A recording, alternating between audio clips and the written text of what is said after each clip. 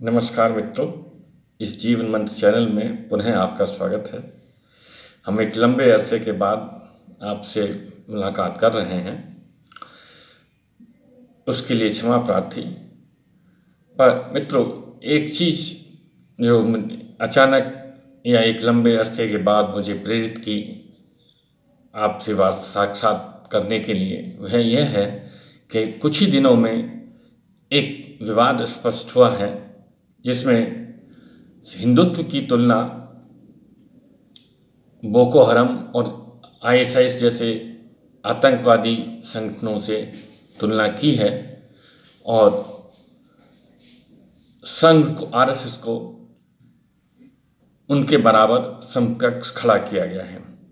तो मित्रों, मैं यहाँ पर यही कहना चाहूँगा कि तुलना करने वाले ने तुलना तो की है, पर उससे एक थोड़ी सी चूक हो गई है। और वो चूक यह है कि हर आतंकवादी को नियंत्रित करने के लिए एक कमांडो की ज़रूरत पड़ती है, सेना की ज़रूरत पड़ती है।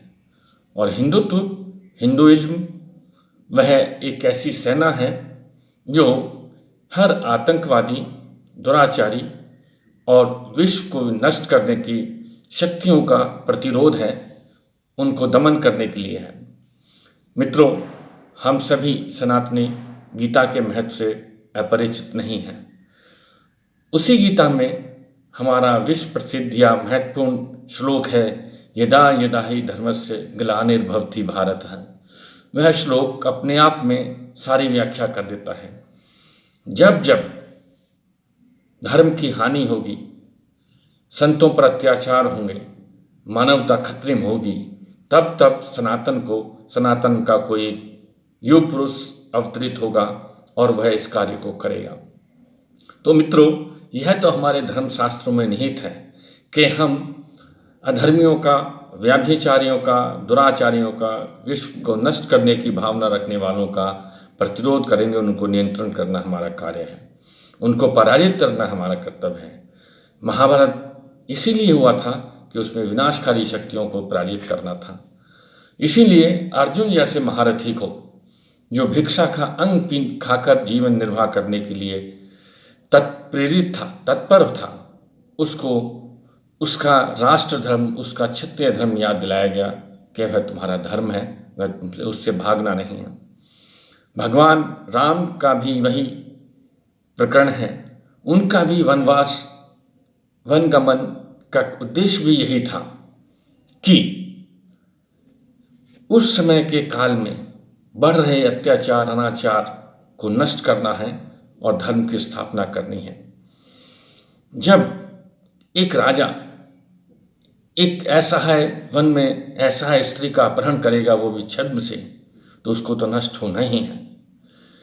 जब किसी राज दरबार में किसी महारानी का चीरहरण होगा और उसके शील पर आक्रमण होगा, तो उस राज्य की क्या व्यवस्था होगी, उसकी तो कल्पना नहीं की जा सकती। उसकी कल्पना से ही रूह कांप उठती है, आत्मा उद्वेलित हो सकती है, पीड़ित हो जाती है। तो उस सब को नष्ट करने के लिए तो हमारा सनातन धर्म है। हमारा सनातन धर्म तो कहता है धर्म की स्थापना करो, उसके लिए युद्ध करो, अपने कर्तव्य से वंचित मत रहो, उससे पलायन मत करो।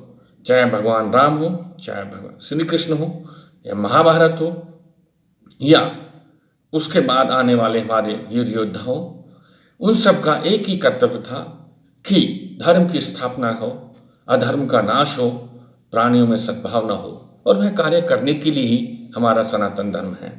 हाँ, कालवश हम अगर उससे विचलित या अपरिचित हो जाते हैं तो हमें पुनः उसको याद करना ही पड़ता है। तो इसमें मुझे जो अनुचित लगा वो बता दिया कि उसने हमें हमारे सनातन धर्म की याद दिलाई है, हमें पहचान बताई है। जो भी अत्याचारी है, जो भी आतंकी है, जो भी अपराधी है, उसे सज्जन से डरना ही चाहिए। मैं और स्पष्ट कर दूं, पुलिस से डर किसको लगता है? सारे चोर और अपराधियों को। सेना से डर किसको लगता है? आतंकवादियों को, जो नष्ट करना चाहते हैं। ऋषि मुनियों से डर किसको लगता है? जो विश्व का विनाश करने की कल्पना करते हों। तो उनको भयभीत होना भी चाहिए, इसमें कोई भी शक नहीं, कोई संदेह नहीं। मैं तो इस विवाद का एक अवसर के रूप में लेता हूँ कि जो हमें हमारी संस्कृति पहचानने के लिए और हमें प्रेरित कर रहा है कि हम अपने अस्तित्व को जानें, हमारा धर्म क्या है, हमारी पहचान क्या है, हमारा कर्तव्य क्या है। इसलिए मैं सभी सनातनियों से आग्रह करता हूँ, अनुरोध करता हूँ कि वह इस विवाद को सही रूप में समझें और अपने कर्तव्य की तरफ अग्रसित हों। धन्यवाद। आगामी सत्र में फिर मिलेंगे। गर्व से कहो हम हिंदू हैं, और हिंदू सनातन धर्म का मतलब ही है विश्व कल्याण, लोक संग्रह, दुर्बल की रक्षा, न्याय की स्थापना, धर्म की स्थापना। यह सब हिंदुत्व अथवा सनातन धर्म के प्रतीक हैं, उसके अर्थ हैं। धन्यवाद।